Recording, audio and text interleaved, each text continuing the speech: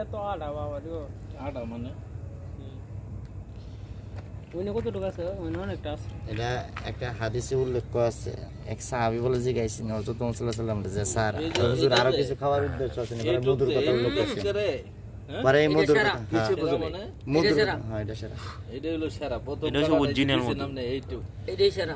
এটা হলে হাতে লইছে কেমনে এই পাশে বন্ধ দেয়া হে বুদরা তো ই আছে পুরাটাই তো ঢাকা ছিল তোরে বুঝামো কালকে ওই গ্রামে দুই তিন গ্রামের মধ্যে হই কাটে সব কেটে লয়ে পড়ে গাছ ও বাঁশ ও যেন বুড়া রান্না কাটে 8 বছরে আমাদের আনার আমার বাতিজারার বড় ঠান্ডা রাখাছে মধু খায় আমি জান ওই গাড়ি বাইসতে লাগলো মাশাআল্লাহ এটা অনেক সুন্দর সব সব করতেছে একবারে গোল্ডেন এটা দেখি তো ইয়ানি তো 2 কেজির উপরে এটা দেখে ভাবছি যে এই কয়েলের দুয়ার কাম হতো না পরে দূর করে গেছে বিনান লেগে সারাইতাছে 2 মিনিট আমি আর কি বুনছি কবে যাব গো মশাই খাইয়া লাইলো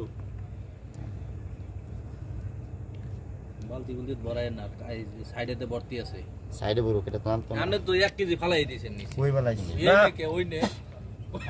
হ্যালো এত টাকা না নিচে নিচে একটা বড় পড়ছিল ওইটা একবার মাটির মধ্যে আরে নাই আরে বেশি বড় না ওটা কাটে ফালাইছি